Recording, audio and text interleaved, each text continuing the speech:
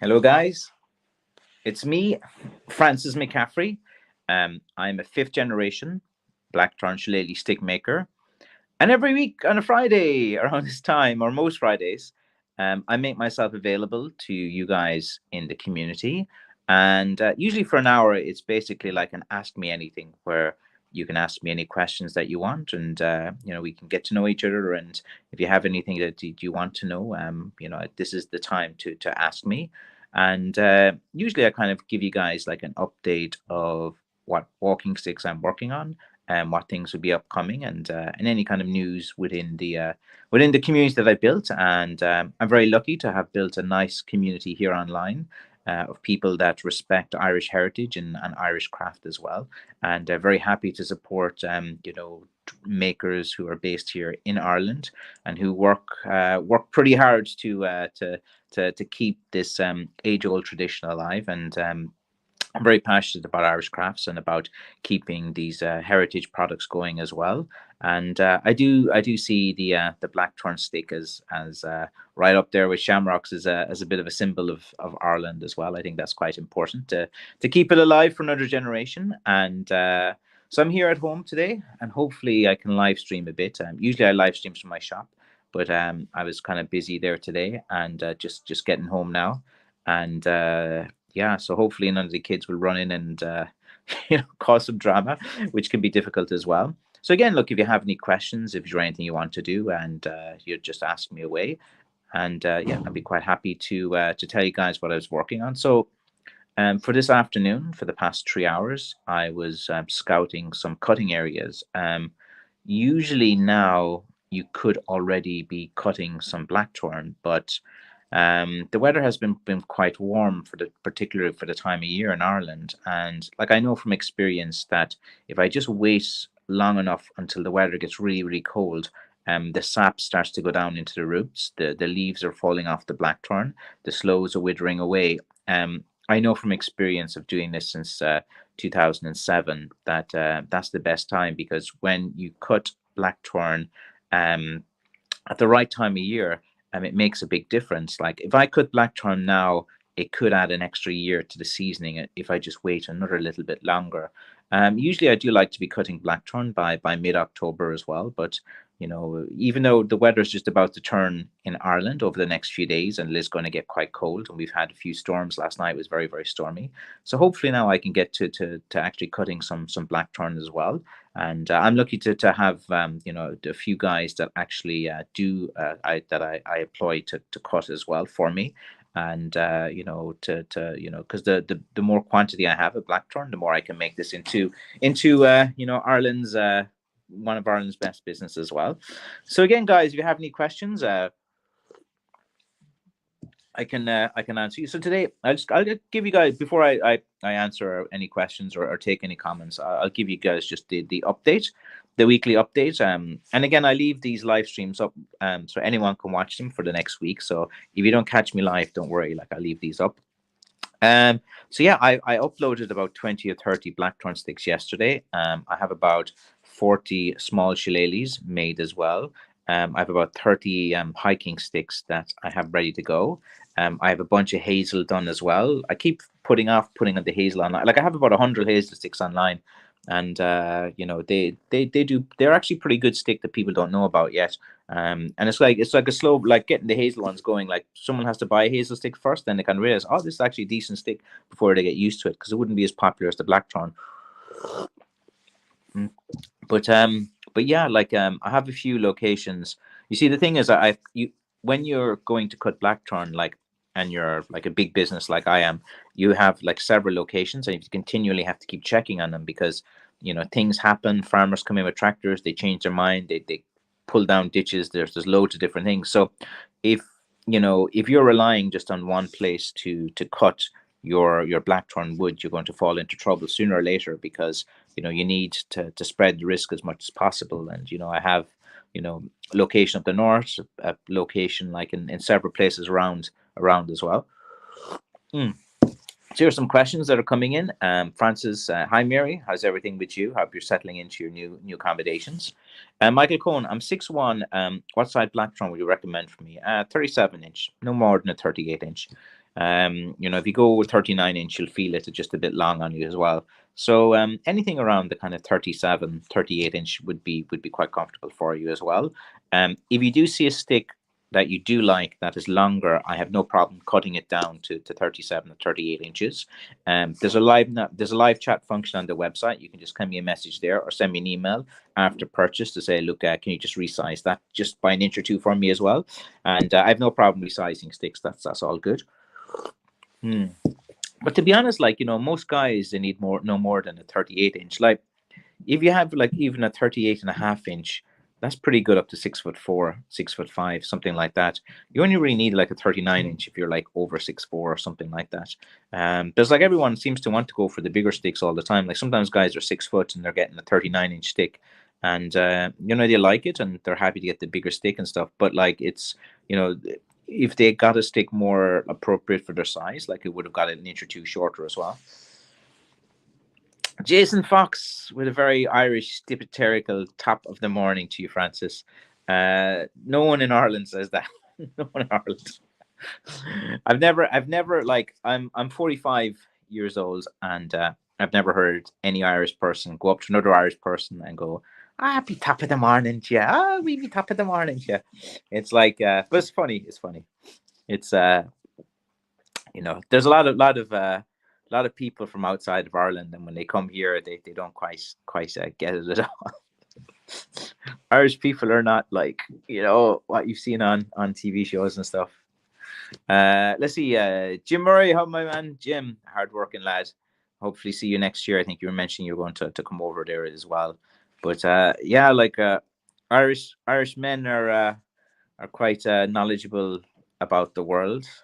We know about technology as well. And the only stereotype, so it's like Ireland guys do drink and they are a bit aggressive and they do like to fight. So but like Irish people and Irish men, I suppose they do have this code of ethics regarding fighting and stuff. It's not like, but it's actually, well, some places, like the thing is, what I found about fighting is that when I was traveling the world, and like say for example, I was like living in Korea for a while, and the American soldiers would be based in Korea, and I'd be hanging out drinking with the Canadian lads. And the Canadian lads and the American lads, like there was always a bit of friction between them, and there'd always be fights between the military guys and then the Canadians and different things. Because Canadians are often that the hockey, Molson drinking kind of background. They love a bit of ruckus, and then but it was kind of like anytime like someone wanted to fight me when I was in Korea, and like I'm not a fighter, man. I'm like 5'4". Like I know a few things like to kind of help me and stuff like that, but I'm not a big fighter at all. But of course, like I know to like defend myself, and if I have to. Oh, one of the kids is coming downstairs now. Let's hope I get some peace. Michael Cohen says thank you there as well. I'll be quiet for a second now. Guess one of the kids hear me. They'll be in here looking for something. But look, I suppose most of you guys have families and stuff as well. You're always looking for that quiet place in the house. Do we get a bit of peace? Like as a man of the house, you always have to like solve problems, deal with problems, and you're where everyone comes to when they need something. But it's very important as well for a man to have his own space to kind of chill and relax, and and do things as well. I suppose that's kind of like while the Irish pub was like so popular and so unique around the world, is that it was a place where men went to sit down and just chat and just get away from either the pressures of family life or something like that. And it's kind of like it is kind of going away a bit in Irish culture, the pub culture. Like like old fellas you'd always see an old guy with his flat cap sitting at the bar. He'd always have his pint, and he's like, do I have something pint shaped here? Strawberry jam. Shouldn't be eating this. I'm trying to actually get a bit fit and healthy. When you hit your like 40s and stuff, you get like these delusions about like trying to be really fit and healthy and different things, but then you have a bit of a sweet tooth and you like a bit of sugary things every now and again. And I do like some strawberry jam as well, but I don't know how Irish is this Chivers. I don't know where they're from. I think this was just the only strawberry jam in the shop. Chivers. This comes from Drogheda, from the Drogs. Let's see there where it's from in Ireland as well. But yeah, like the Irish pub like it used to be a family place. This is so weird. Nice to explain to people like the Irish bar and the Irish pub. You'd have kids in there, you'd have families in there, and people would go there all the time. It was a very community-based things as well. Guys would be drinking, the women would sit together. It'd always be like that. And there used to be bars as well when we went up to Fermanagh that wouldn't even allow like women in there at all. I thought that was kind of funny because I remember like we were in Enniskillen in Fermanagh, and like we went into a bar in Enniskillen, and like they said no women or kids as well, and it wasn't a bar just for men in that kind of way, but it was like it's just where guys could just go in and have a talk. Bottom of the evening to you, Jason, as well. Here's the thing, Jason and other guys. Look, Irish guys have a sense of humor. We're not triggered by stereotypes. If someone comes up to me and goes, be top of the morning to you," and all this kind of stuff, I would just be like, "All right, lads, how are things?" Or like if you know them, you throw back things as well. Like if someone greets you with a bit of cheesy banter like that, you'll say something cheesy back, back to them and back and forth, and you have that bit of banter, like. If you've been watching for my live streams for a while, you kind of know my personality anyway. I do like a bit of banter every now and again. There's Liesl. And did you manage to ship that? Remember you were asking me about shipping to the USA. Shipping, it's such a minefield to go into. You almost like shipping is almost like an art form now.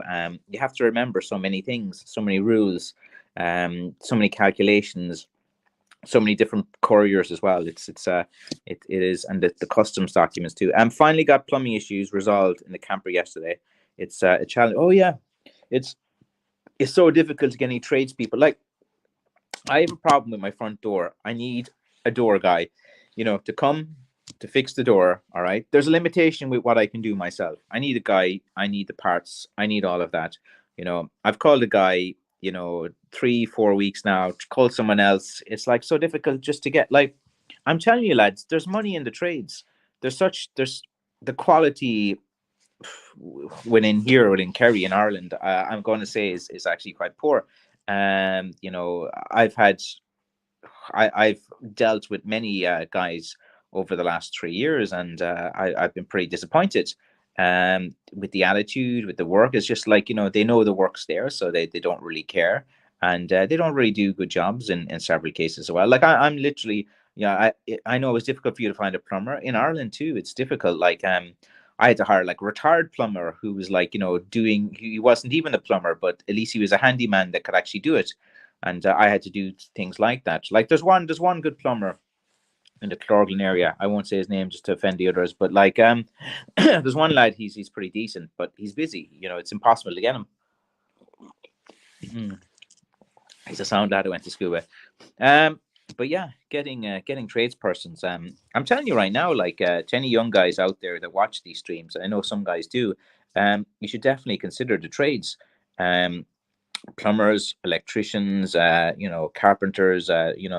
There's a huge shortage at the moment of people going into these trades, and maybe everyone wants to be a YouTuber, or look at me on YouTube, or to look at these alternative careers. But I'm telling you, like manual labor, like you can actually get a pretty decent salary.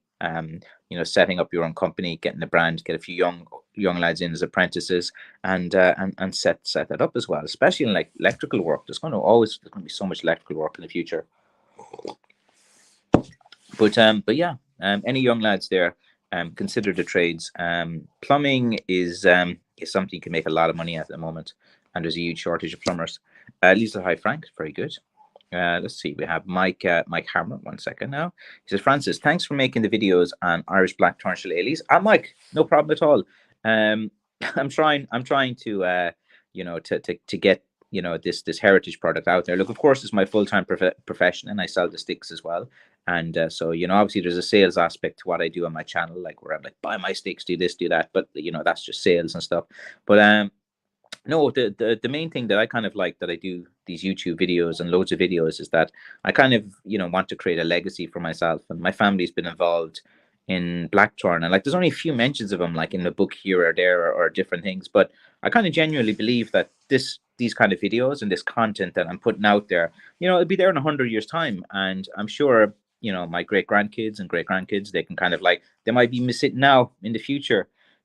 flying around in their electric cars or something, or going to Mars, just watching these. So like, it's something that I heard. Like Mike, even yourself, like you should do a bunch of videos and just put them on YouTube, and like not for any kind of reason other than just for future, future generations of hammers. And with a name like that, are you a carpenter yourself? Let's see now. I'm glad you got it sorted, Mary. Yeah, there's nothing worse than waiting for guys, and that's why I like to ship things quickly. I like to get things done. I just can't stand, like it's like I'm doing like if I call someone to do work, I feel they should bite your hand off for that work and that opportunity to get that money and have that hunger inside them for money. Not that you have to call them and beg them to do work. Please do it. Like, it's, I don't know. I think that culture needs to change as well. But it will. It will as well. The world is always changing as well. I do like to talk about world stuff and geopolitics, but like I do it as best I can with respect, but also give my opinion. Robert Christensen says Ireland saved Europe once before. They did during the financial crisis. I know it well. In terms of like the universal social charge, they got a lot of money for that. I fancy they took along those sticks when they took manuscripts all over Europe, riding those mules, and found all those cathedrals. Well, Ireland was always known as the saint, or for saints and scholars, because Ireland was known for all its cathedrals and churches, and many people would come to Ireland to study, religious scripture and different things like that as well. And there's a rich tradition in sticks within Ireland. It's unique to every country. That's why stick collectors exist. They're very interested in sticks from Ireland, from the UK, different styles of sticks, different stick makers. Like every stick maker has their kind of own way of making a stick, and it's their own kind of personal signature. And like you'd be surprised, like the stick collecting is really fascinating. Different woods, different finishes, different things, and like sometimes you get like a rare stick. Actually, there's a guy who is in, actually two guys or three guys who are interested with the flat caps. Remember, I put a video earlier in the week on YouTube about a failed idea I had for making a walking stick in the shape of a flat cap. And it's a very, very rare stick. But like, that'll go down. That's a one of a kind stick that I'm not going to kind of proceed with. So if a stick collector gets that, it's going to do pretty well, like in the future, because I've made videos about it, I've talked about it, I've held it as well, and it is a rare McCaffrey crafts one, and if I'm 45 now, by the time I'm 65, like I'm obviously going to go for another 20 years doing this. What else am I going to do at this stage of my life for work? And I got to work till I'm 65. So like I'm pretty much in my prime here in terms of like stick making and stuff. I started in my 20s, and I'm still here doing it as well, and it's became quite my life. And you guys have followed me for years, know about my journey. Is shipping soon? You're right. Yeah, man. It's like I'm going to tell you guys the secret to managing your business, the secret to doing everything. All right, and I'm giving out this knowledge for free. Okay, what's the difference between like people who do well in business and people who don't? And what I found, and this is just my like I love talking about business stuff. But anyway, what I found is that people who can deal with stress, if you can deal with stress and push through and get things done, you generally will do well in business. If things get tough, you feel like quitting. We all feel like quitting, but sometimes you're so committed to something, you just have to push through and find a way, even no matter how painful it is, and you have to keep going. And that's kind of the difference with a lot of people. Of course, things go against you.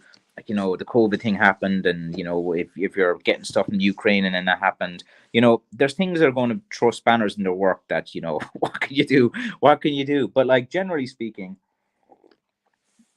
if you can deal with this in this business, if you can deal with the stress of dealing with couriers, if you can deal with the stress with all the kind of price hikes, if you can deal with the stress of like dealing with loads of different customer service questions and be very sympathetic to their needs as well, and be very nice as well, you get asked the same questions like 20 30 times a day. You get asked questions that you are very kind of normal as well.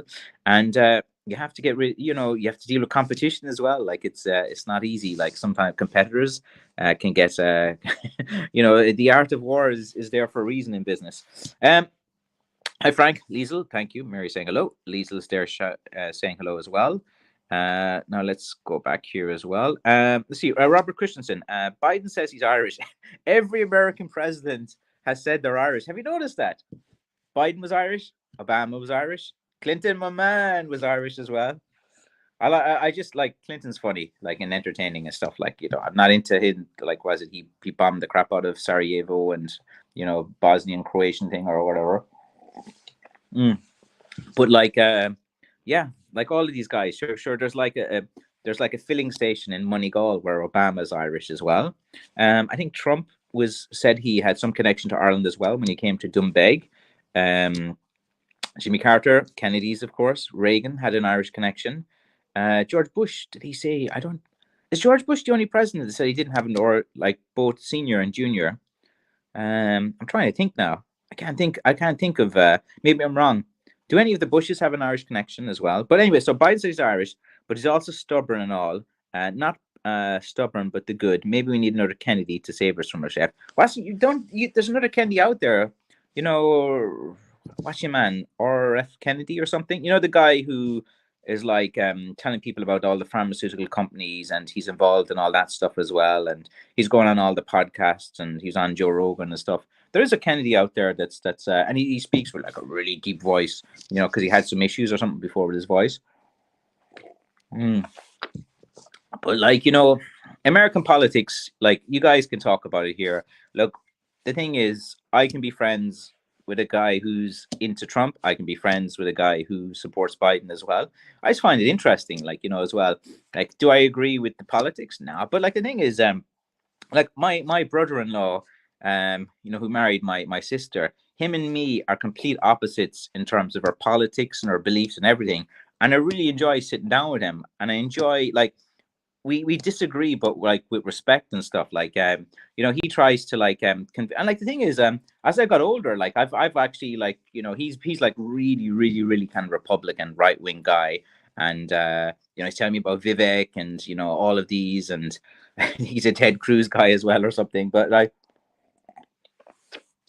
and I've watched the Vivek guy who's like going up for the candidate stuff, and he seems like very kind of well spoken and slick and different things as well. He's saying all the right things, and all these politicians, man, they've got media training, they've got public relations training, they're given scripts to read as well. I don't know, like which if whatever you're into, like I'm from Ireland, like we're just a speck in the world. My opinion on American politics isn't to be taken like too seriously as well. But look, I always feel a bit disappointed with all of them after the 4 years, if I had to be honest. They go in and they say they're going to all these different things, and then after the 4 years, you just feel a bit disappointed. That's kind of like how I usually feel with these guys after being for a while. But I'm not like angry about it. Like, you could spend your whole life getting angry with geopolitics and politics and what's happening in the world. And like, I understand there's sometimes just cause to do that, and you have to band together to implement change in different things. But on a kind of local level, focus more on yourself. Like the thing is, what I found is like when I was a young man, like if I got too involved in like politics and protests and various different sides and different things, like you're not really focusing on yourself. You're not helping yourself. You're not helping your family. And I think it's really important to like, if you have your political views, that's fine. You can read your famous political commentators. You can get your information as well.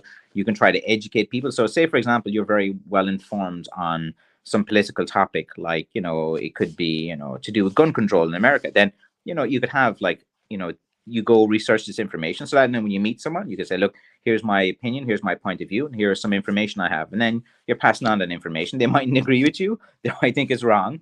But, it's good to kind of give people, a way in which they can form their own opinions too. But I do like talking about politics. Anyway, greetings to the Fellowship of the Blessed Blackthorn as well. Hey, my man, Garen, why not?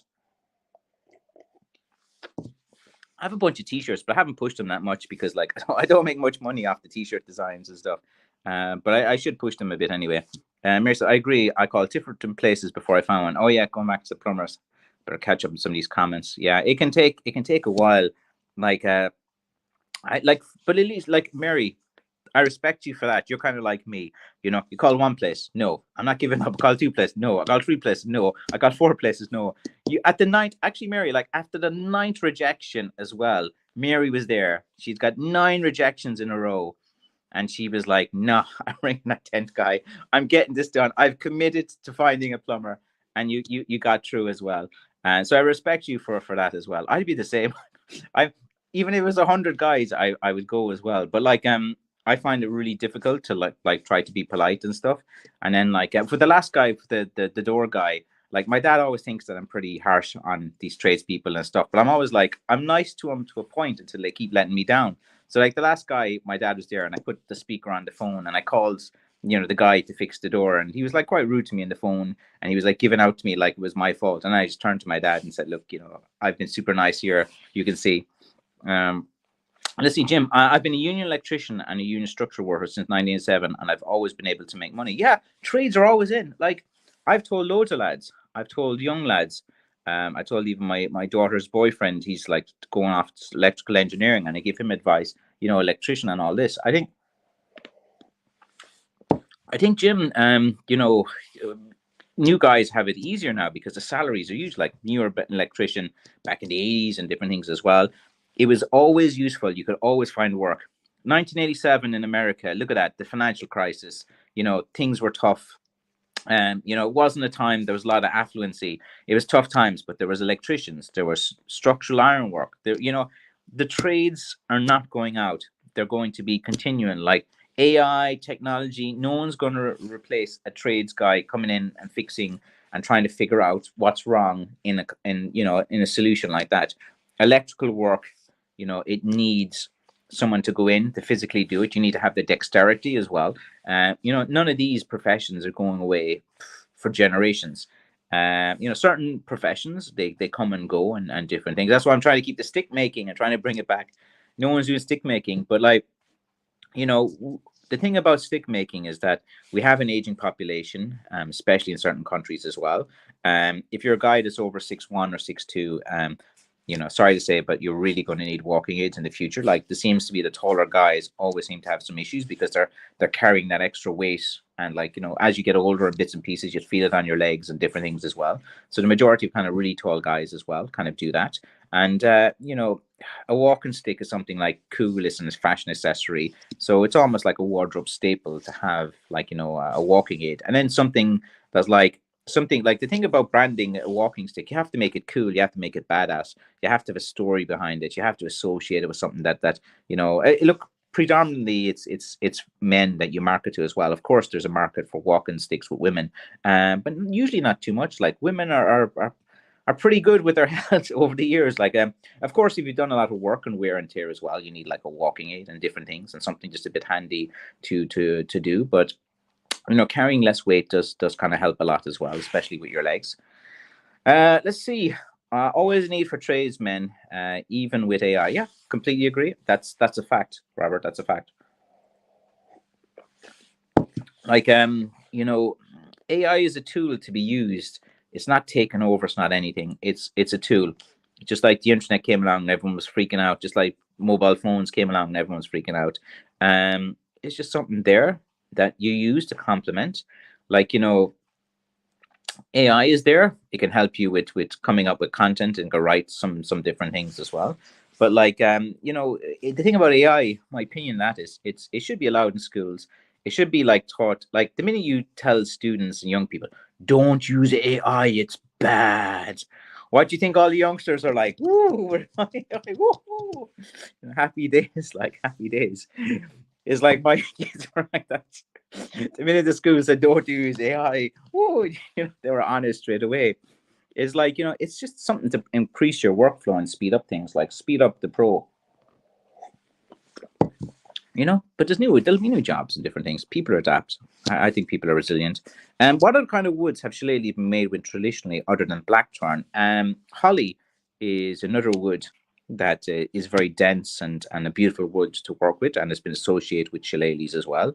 Of course, oak is another wood, Irish oak specifically, which is a bit different from other country oak, has been used as well. Ash to a lesser extent, more so around like Limerick and places like that as well.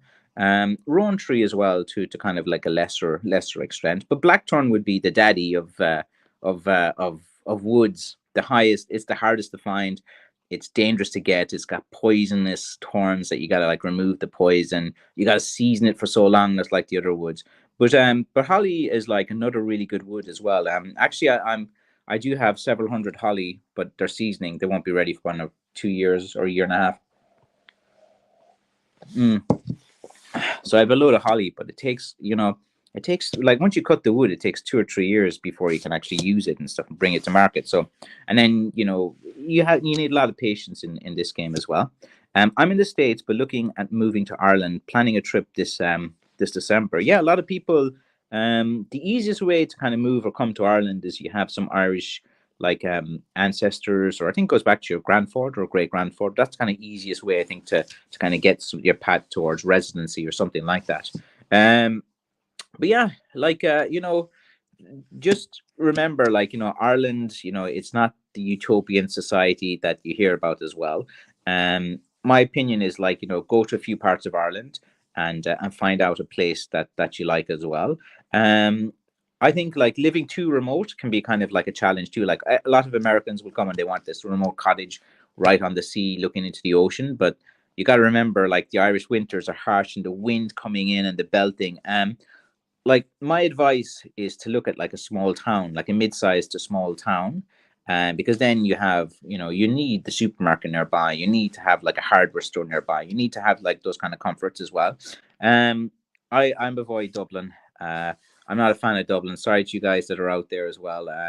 Anytime I've been there, I just see things I don't like. Things happen I don't like. I've had a few instances there in Dublin. I think it's not just my opinion. Just look at the news. Look what happened to a few tourists in Dublin as well.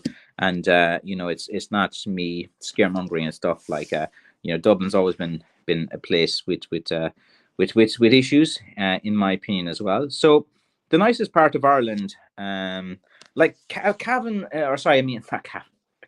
Cavan's for something else. But Donegal is nice, and many people like to go there. But then the winters are harsh, and it gets like a load of storms and different things as well. Like the west of Ireland or southwest is really kind of whereas the Midlands can get flooding and different things. Like Killorgley, my hometown, like if you look at house prices, like the house prices are always higher in the better areas. So like like for example, if you're in Leitrim, like Leitrim is the place no one wants to go in Ireland, and it's like the cheapest houses and the cheapest property, and you just like the best website is daft.ie. If you're looking at accommodation and different things as well. Yeah, but if you're coming to Ireland, drop into the shop. Be happy to give you any advice. In County Kerry in the southwest. I figured a flat cap stick would go quickly. It did, but then like it was kind of weird. It was like guys are interested and then not interested, then interested. I was like, what's going on here? Like, because I had guys saying they wanted it, then they didn't want it, then they wanted it again. So I don't know. Actually, I have to message a guy about that again. Let's Francis, do you get many of those 58-inch sticks in? No. Mostly I stick to about 54. If they get too long, none of the couriers will take it, and it's impossible to ship. I can get up to 58 and just get it in, but like the couriers charge almost the price of the stick, like to try to ship those sizes. Usually 54-inch is fine for guys up to 6'1", 6'2", even 6'3", or something like that.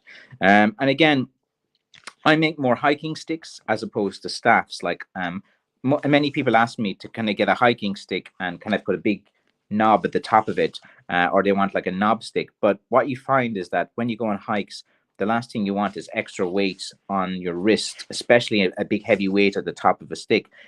So like if you're hiking, you want a thin, really kind of strong piece of wood, but as thin as will allow you that you can use as a hiking stick. And I have sticks like that on my website, and I've made about another 30 of them that are slightly heavier and a bit thicker as well, that are really nice, that I should be uploading this weekend. If I get my act together, I keep getting just bogged down with various work things and fixing problems. True, you have to push through, but people today run away from pain. Yeah, trauma makes the man. You gotta go through a bit of pain. It's about feeling good, having to push through. Actually, there's a funny viral video by a guy made from Killorgley. They're like a marketing agency called the Brand Geeks, and there's this like kid, turning the light on and off, on and off, on and off, and there's a mom like saying, oh, before I discipline her, I have to ask her about her feelings. I can't remember, something like that. And then Chris just turns around, turn off the fucking lights, and roars and shouts at her as well. I thought it was pretty funny. So yeah, you can go to the Brand Geeks Instagram, and I think it's like their first pinned post on it. It's kind of funny, but it's, look, you can't blame anyone but the parents. Like, if you're teaching your kids, it's all about feeling good and having your feelings and talk about that. I don't know, man. I think as a guy, we're programmed hunter gatherers. We're programmed differently from everyone else. Like, a guy has no problem taking care of his home family. A guy will literally work to the grave and work for anything if he knows that he can get his family good as well. The pain is good. You got to embrace the pain. What's that famous quote from Batman with Bane about you got to embrace the pain or something? Or there's some famous quote from it as well. But you know, like Robert, I don't know what industry. I can't remember. Do you say what you did? But every guy in this community, like, they've had a job, they've had a career. You have to embrace the pain. You have to understand it is. Look, the hard truth about life is that, look, as a guy, no one really cares. Like, you don't need that gratitude. Like, you don't need someone to say, "Well done, Dad. Thank you so much for paying for my phone every week." Like, they're just kind of expected in different things, and once they kind of go away into their life and realize you as a dad basically took care of them well. It's like everything. Like, you have kids and teens, they take everything for granted. You go to the fridge, as a teenager, you open the fridge. Wow, there's food in there. Okay. You're in your 20s. You go to the fridge, you open up, the fridge is empty. Damn. You have a job, but you had your bills to pay. Damn. Like, and then you learn, and then you go, my dad was a top guy. He kept the fridge full. If I wanted steak, there was some steak in the fridge. If I told Dad I wanted steak on Friday, he'd get me steak on Friday. I think that I love talking to younger guys about this and stuff, because they're really like the next generation. Like, because my daughter's like 17, so I like see some of her friends and talk to a few of them and give them some advice and different things. And some of the guys, like, at that age, like, they're just not really ready. I think just being locked up in our home for 3 years during the flu was kind of like tough for that generation, and there's going to be like some side effects to that as well. Paddy P, hello, how are things with you? Let's see. Lawrence Handlin said, yeah, and he drove Mack trucks too as well. Okay, I can't remember what we're talking about reference as well, but that's what I'd love to have. Like, we don't have that truck culture or pickup truck in Ireland or something like that. I've always wanted to get one of those Ford Rangers, because they'd be handy and stuff. I want to kind of like get all the nice coloring and stuff. Get like a black and red one or something like that. Get some nice alloy wheels, and I actually do like that as well. Let's see. German is the biggest ethnic group in the USA. I didn't know that. I think correct me if I'm wrong, like, because it keeps changing, but I think there's about 300 million Americans, and I think the Irish community accounts for about 40 million of them. So, not a huge percentage. And I would have guessed. Let's see. Because in terms of like I would say now, like, the biggest ethnic group in America, like, isn't there like Latin Americans and like a lot of second and third generations from Mexico and different things as well? I don't know if they're quite big as well. Let's see. What would like, if I had to guess, you'd think the main countries would be like maybe from Scandinavia, maybe from the UK. Maybe like you initially think maybe some of the English speaking places first as well. But yeah, I'd be interested to know the ethnic group breakdown in the US. Of course, there's quite a huge amount of African Americans as well. There's Asian Americans that would count for quite a lot. There's a lot from the Middle East, a lot from the kind of Iran areas as well. I think after the 1979 revolution or something in Iran, a load came over as well. But yeah, it'd be interesting to see. Let's see. As Irish rule the world, yeah, and whiskey is what keeps us in line from taking over. But I don't know, like in Ireland, there's never like it's not part of the Irish psyche to take over the world or something like that. Um, Irish has like a bit of small man syndrome. They just want to be respected. So like as a short guy, I kind of I kind of understand the Irish way of mind. Self-deprecating humor, having a laugh, proud.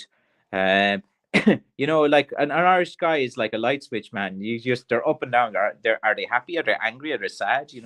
And I think it's kind of it's good to celebrate your Irishness. Like it's fine to celebrate your nationality, who you are.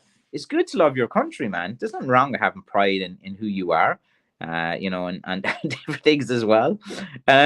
I think just the is like clown world at the moment with things going on. It's a bit mad. Like there's things that shouldn't be talked about at all, like and stuff. Like if you want to dress up or play make believe or whatever you want, like it's perfectly fine. It doesn't bother Irish persons at all.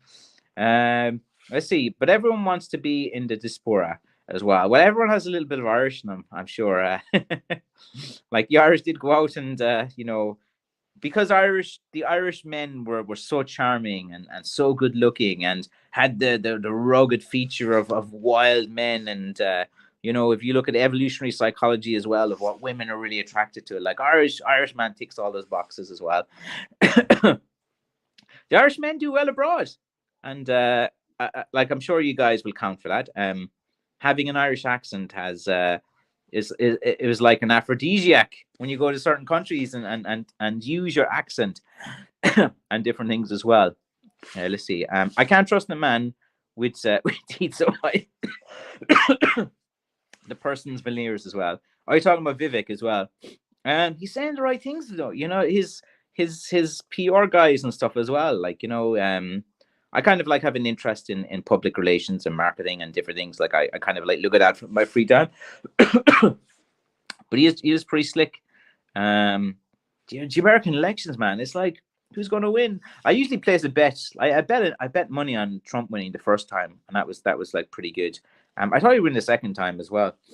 Let's see. Good point. Must focus on yourself, otherwise frustration. Yes, it's like I see it's like a cycle. Like you see these young lads, they get involved in whether it's the very far left or the very far right, and both extremes they follow the same path, and they give all their time and energy and everything to the cause, to whatever they believe in, and then they get older, and the cause doesn't give a flute about them or who they are or anything, and like then they're just left there, and they at that point then they have to build themselves up. They're like, well, what do I do now? Like I've grown up.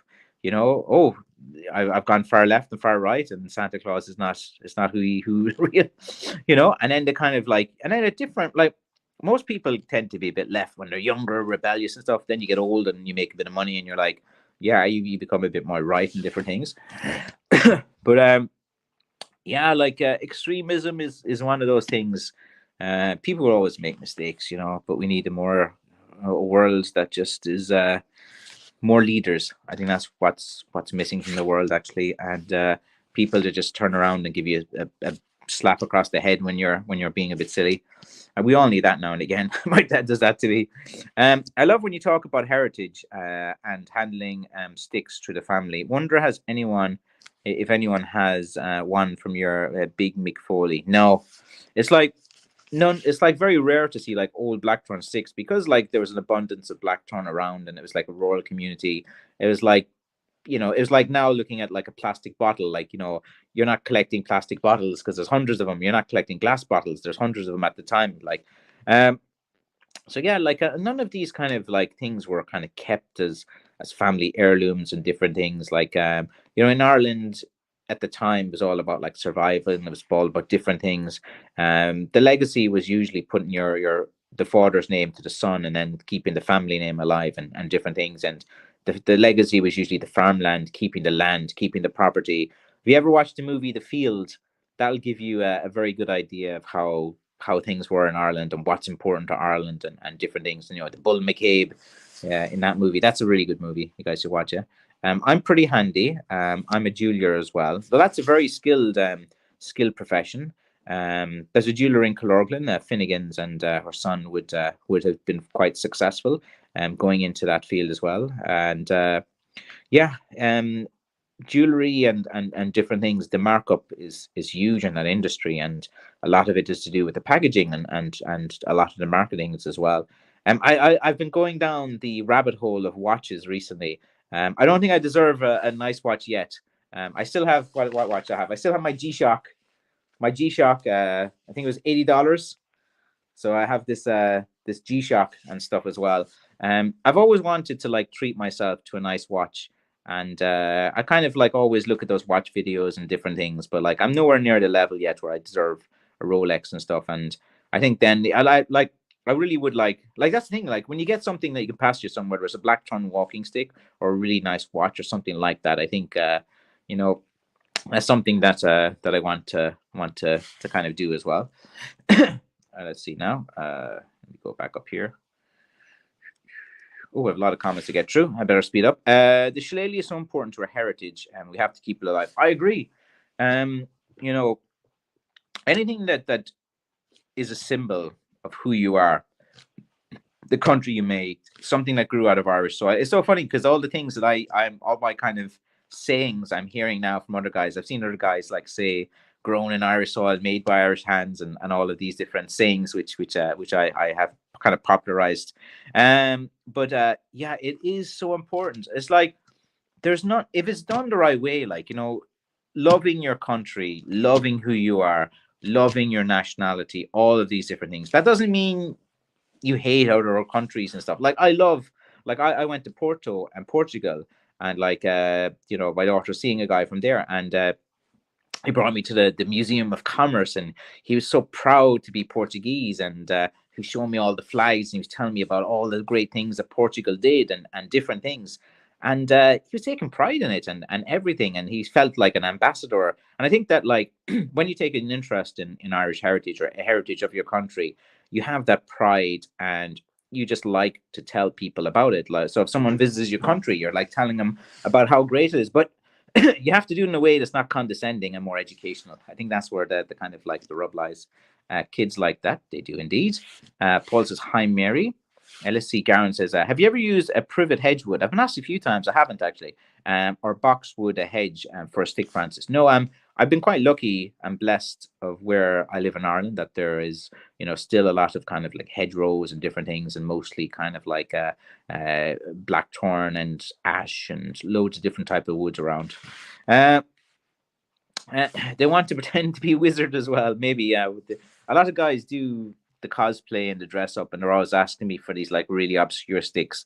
They want it exactly the way they saw in a movie or something like that. But that's not kind of like what I do. Thou shall not pass.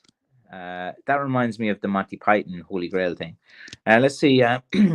Cigar Box Liesel says it's the same thing in the UK. Any instrument over a meter in length starts to get pricey. Ship 100%. Yeah. And it used to be not like that, and then you have to like make the packaging and different things as well.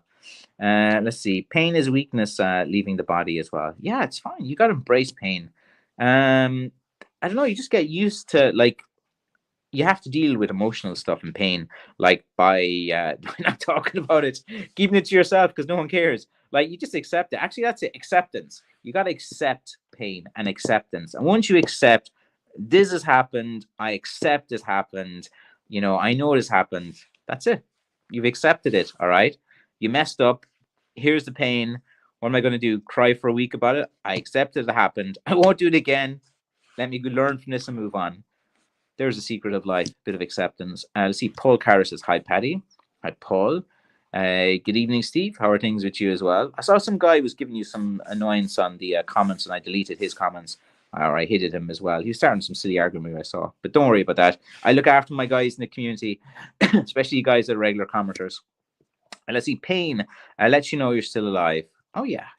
But they don't teach us. How can you, like, I think it's fine. Like, I was trying to teach my son about, like, sometimes you have to go through tough times to become the man, and different things as well. And, I've kind of sheltered him for a lot of the world, but I'm kind of like, he's 15 now, and I'm trying to tell him, look, things are going to be tough. And when you go out into the world, like people will let you down, things are going to happen. There's going to be hurt, there's going to be pain you have to deal with, there's going to be stress, and you just, as a man, you have to, really be able to process this in a way by by not calling me and complaining about it. I'm here to guide you and be your mentor. Paul's, how are you? We're all good. And let's see, have you seen carved shillelaghs, like the knob carved into a face or family names carved into shaft? I would carve sticks and canes.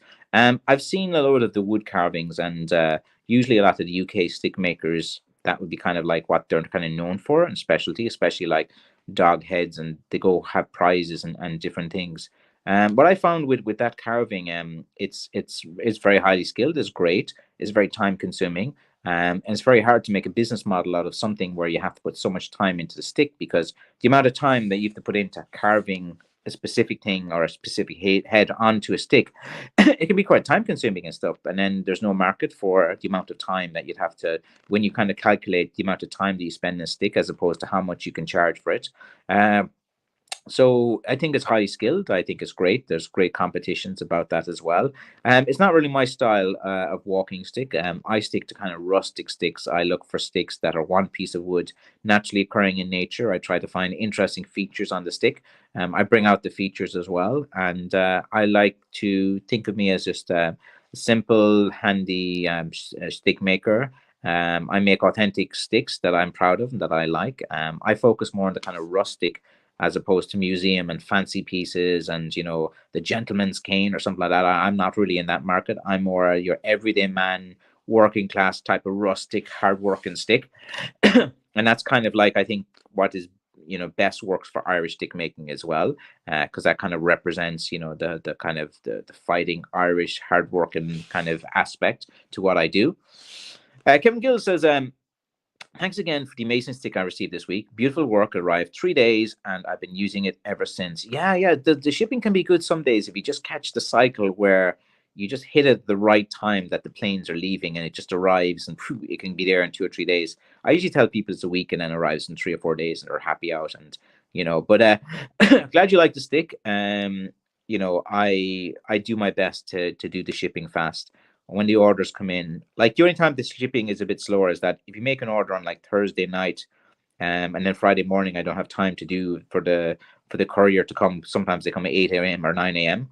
So like usually if you order on Thursday night, it'll be shipped then on Monday, and that's the only thing. And then you'd be shipped Monday and have it about like Thursday or something like that. So then you say, oh, it arrived. I made the order Thursday. I didn't get it the Thursday, but it didn't really ship to the following Monday. But still, it's there within a week. Unless you live off the beaten track. Sometimes look, and again, any business owner who sells online will know this is like, we're not responsible for what happens with the couriers. Like 99 times out of 100, they're perfect, they're spot on. But there's always just that one location, that one delivery guy who, he just lets the side down. It's like a team, and it's just that one guy lets the side down. But like, I can't be responsible for some disgruntled guy in the middle of nowhere who decided that he just threw your stick on the ground as opposed to went up and knocked on your door. And like, it's one of these things that happened. And if there is any problems, contact me. I'll do the best I can from my end as well. But things are limited with what I can do when it leaves Ireland, the country. I can like raise queries and questions, but it's like, tilting at windmills. Like, I'm just speaking in the dark about it. But I found UPS to be all right. DHL, man, they're gangsters. Like DHL, like they'll ship the stick and then they'll say, okay, it will charge you €39, and then 2 months later you look at your bill and they charge like €90, and you're like, why are you charging €90 to ship an 18-inch stick? And then they're like, oh, we put it through a machine that was over the size, and then they have to go back and recheck it then. So, oh, sorry, there was just a glitch in the system. Yeah. And then they'll give me a credit. They don't even give my money back. They give me a credit. And then, like, so it's no annoying to deal with them. And I notice that happens more with DHL than it does like they do like internal audits and different things where they kind of like will look back and give you additional costs and stuff. Oh, anyway, it's the bane of everyone's life, so it's not just me that deals with it, it's everyone. Not yet, but this rate will be Latino as well. I must actually look up what the ethnic breakdown of the state is and stuff. Like, I focus all my marketing, to a lot of the Irish areas as well. It does well. The Irish are everywhere, pretty much. Yeah. Us Irish aren't short; we're vertically challenged as well. Most Irish are tall. I'm just I just came from a small stock as well, but it's all right. Let's see. Hi, Paul. and Emaine Pat as well. Let me catch up on a few of these. Yes, my granddad was Irish and married my British gran as well. Yeah, like the Irish lads travels. They're charming. They're storytellers. The storytelling. We have the gift of the gab. Like I could do a 24-hour stream and talk about nothing for 24 hours and still, you'll be engaged. And it's just the intonation of the Irish person. They're just a bit ragged and stuff. And it's just yeah, it's interesting type of thing. Let's see, Jake. Good evening, Jake. Regular on the live stream. Thanks for joining as well. Let's see. Hi to Aaron. He is. Has he been back to see any capybaras? No, he keeps asking me to buy one. Oh, it's like he has high expectations. He wants a VR headset now for Christmas for Santa.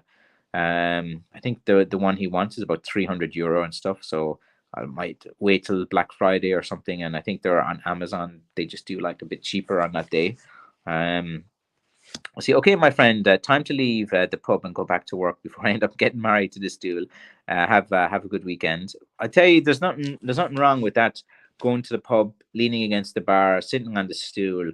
There's just something cool about that. The smell of the pub, the old stools, the wood, the oak, the camaraderie. I think is really important in the pub. Like again, alcoholism demonizes different things, and guys get carried away, and of course, people have hereditary issues and things. But like, there's just something about that kind of pub that you go for the break, you sit down, the barman's there cleaning the glasses, he asks you how your day is, and no one's care to ask you your day. You go home to your missus, she's like telling you about her day and stuff. Um, I've really hardly ever come home from work and had anyone in my family go, "Hey, Dad, how was your day?" Never, man. It's always like, "Dad, Dad, Dad." So like sitting in the pub and having that bit of pub grub, bit of camaraderie, and just soaking up the atmosphere. There's something really about it. And what I like is the pubs that have the fireplace. I don't know if you're in one of those, Jim. If you go into a pub and they have that big fire going, and I don't see it much often anymore. And I just love sitting by a fire. You just hear the crackling of the fire, the wood, the flames are going as well. You can feel the warmth as well coming in from the inside, and you have that. You're having your nice cool beer parched. If you're working with wood or dust, you always have that kind of sore throat. You always have it, and just getting a nice drink, just there's something, man. The serotonins as well. It is pretty good. What wood do you think makes the best sticks, Paul? There's only one wood that makes the best sticks. Only one in the whole world. In my completely biased opinion, it is blackthorn, Paul. Blackthorn. I am a blackthorn stick maker. I am the blackthorn guy. It is the wood that I spill blood over. It's what supports my family. It what pays for the electricity in this house, pays for this internet connection, and it pays to feed my kids. So of course, blackthorn is the wood. It's harder to get. The price of blackthorn is going to go up. Blackthorn's not going to be here forever. I'll try to keep stick making going for as generations as possible. I know it's going to be tough to get in the future. I know it's going to be it. And Jim, of course, is blackthorn, my man. There's only one wood that I preach about and that I love, and it's given me a life that I couldn't have. I love making sticks. I love working with blackthorn as well.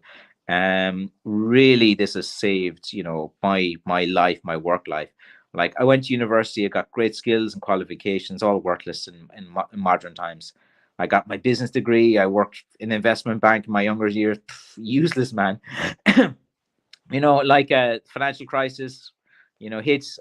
My skills were worthless. Like, so I owe everything to working with this wood. It's given me a life. It's the thing about being a stick maker is that you're not going to be balling with Lamborghinis and Rolexes and stuff like that. But you are going to have a decent life. You are going to be able to support a family. You'll earn enough that your wife will respect you. You can afford a holiday or two here and there. You can have decent Christmases away, and you can eat well and pay your bills. And I think that's not a bad life to leave. You shouldn't really be disappointed if you can tick off all of those boxes as a man. And I think that's where you kind of aim for. And of course, if you achieve more and do more and save up, like it's all good as well. Uh, let's see now. Which do you prefer, the knob sticks or the straight handle? That's a good question, my man, because it depends. Like it's really really hard. It's like asking which child is my favorite. You know, sometimes just some of the hand. It's like you just touch the handle and it feels right. Yeah, that feels nice. That feels pretty good. And I get that feeling from both the knob sticks or straight handles. So yeah, so like sometimes the knob stick is pretty good because my hand is a bit smaller. Sometimes I like the straight handles as well. I like the straight handles just a little bit tilted up. I feel a little bit pressure off my wrist, but some people like to press down on it. Let's see. I've been making some new walking sticks lately. Gave one to my friend for his birthday, and he loves it. Yeah, there's nothing better than giving giving birthday presents and gifts of things you make as well. It's a good little money earner. And Jim says you are a true custodian of our heritage, and yeah, I try to be. I love talking about this as well. I think it's important. I think there's nothing wrong with being a custodian for heritage, trying to protect it as well, trying to keep it Irish, trying to keep shillelaghs Irish, trying to let people know what it means to have one, what it represents, what it's a symbol of, what has been done. I do these Ask Me Anything live streams every week, so you guys can know a bit about me, about my personality. It's good to know the maker, where it came from, and who I am. And I think it's pretty good. James, my man. Let's see, you're coming in here. I need 3 nice shafts for 2 cow horn and white tripod antler as well. And it's good that you're creating again, and you have some resources there to kind of go and have a look with. But I'll leave the final comment there with Jim. I kind of like that comment. Look, I like praise. There's nothing wrong with it. Most guys don't get praise, but we get praise from other guys. We earn their respect, and you got to earn respect in this industry or any job or any profession, or whether you're in the trade or anything. And I think that, like, once you earn respect, and it takes time, respect isn't given lightly or cheaply. You have to earn it by doing things, by being useful. And I think that's what's important about being Irish as well, is like getting that respect from other people as well, when they can watch your journey, when they can see how hard you work, when you've been watching your live streams for years. But I think I have to go now. I think the kids are already shouting. They need to get some fed. So anyway, look, guys, I got to be the family man now and put on my flat cap of dad, and be a leader here. So thank you for watching. The Christmas run is coming. Please buy my sticks. Christmas is coming. I can ship it really fast. Great gifts. I have hiking sticks. I have Blacktron walking sticks. I have an abundance of sticks at the moment on the website, which I've preloaded. So I don't really need to load too many more sticks now for the next 2 weeks. I have the website well stocked. I can focus on marketing as well. I have plenty more model pictures and stuff. I know it's a bit different for the marketing, but I like to kind of get attention on my brand. I think it's important. So I've got like 6 more videos of that model in 3 different outfits and about 25 pictures that I'll be throwing out over the next few weeks. I have my t-shirt brands and those designs. I have like 16, 17 of them. And I'll be making loads of little short videos and stuff, because I just find them a bit handier to do on my phone, and I can upload them a bit faster with the internet connections as well. So we do plenty of short form videos. So go to my Instagram. I have 7,200, 23,000 people on my Facebook, 4,000 on my TikTok, 8,400 on my YouTube, as you guys can see. And let's build this community up, and let's really bring Irish stick making community to the world. Let people aware. Please share my comments. Please subscribe. If you never buy a stick from me, just tell people about me. Just say, look, here's a stick guy, check him out, something like that. And I'd appreciate any support that you guys can help me in just letting people know about what I do. And thanks, guys. Okay, I'll just have a great weekend. And yeah, all right, guys, I'm out of here.